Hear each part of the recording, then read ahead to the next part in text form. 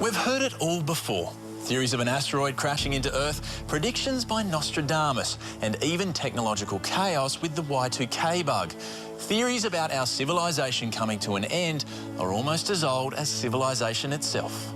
And now is no different. By February of this year, and with so many disasters back to back, the world was feeling very fragile.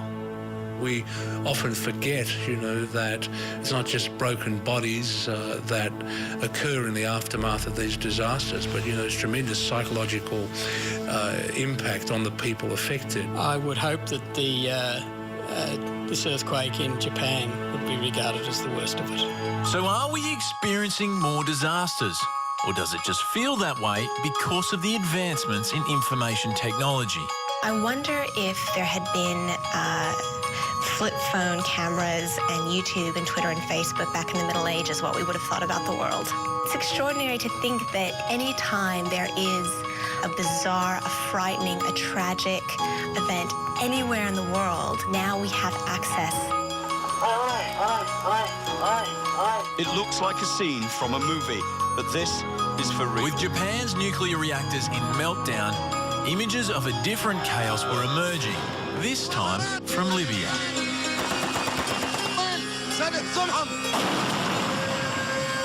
Simultaneously, some inexplicable codes were being highlighted in the Torah. Yes, interesting table on Gaddafi. It just like Mubarak, it said Gaddafi will fall. I got that table a few weeks ago when the whole Libyan situation started. But the interesting thing about it is that it came up in the same area of the scripture where Saddam Hussein will fall was also found a few years ago. I find that interesting. You can't force the Torah codes to come up in a specific spot. They're going to come up where the information is. So have the answers been right in front of us the whole time?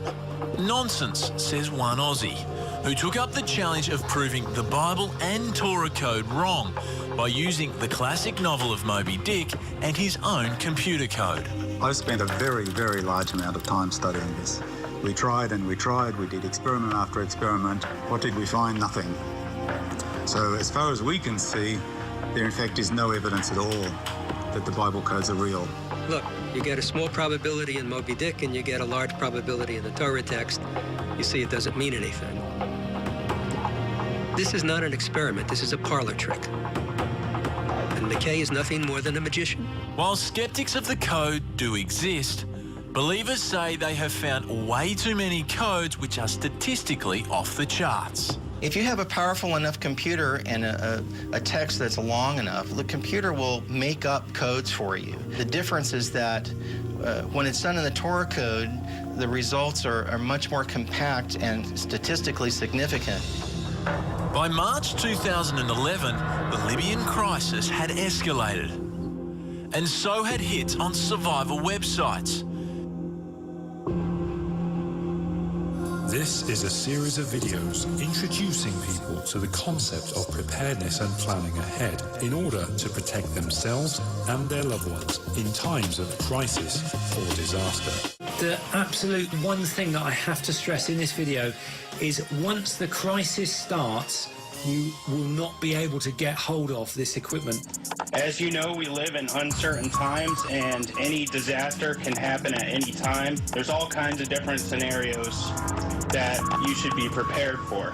So could serious upheaval in the Middle East region spell the end of the world as we know it?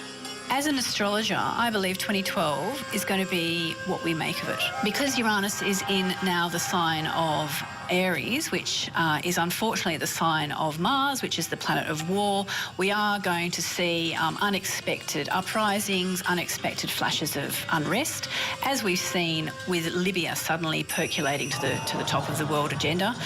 There's going to be things like that. Does it have to be cataclysm and the end of the world? Absolutely not. Libya responded to the crisis in a particular way, through force. But the concern in terms of the market is what happens if it spreads to Saudi Arabia? What happens if they can't continue to produce oil? What happens if in that part of the region that we're not going to see the normal oil production? And that's the concern.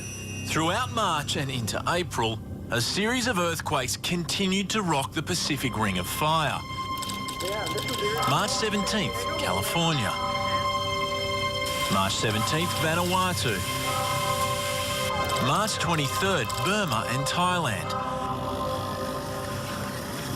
And on March 25th, Japan is hit again.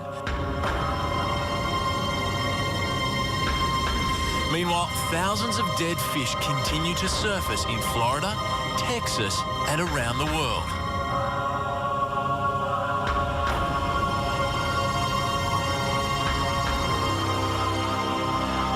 Some of the tables that we've gotten on 2012, one specifically that says purification of the earth in 2012. No doubt it needs purification with all of the pollution and radiation and everything else that is now permeating the earth in almost every area of the planet. These thousands of birds falling from the sky, these millions of fish washing ashore. It's not a biblical tragedy unfolding when you get these severe weather events. It just pushes them, and eventually it's like the kid that eventually has been pushed around the schoolyard long enough. He eventually snaps. And these animals are no different. And unfortunately, that's just the reality of wildlife. Up next, NASA is chiming in to calm the waters. All this 2012 talk is just a hoax. It's a fake.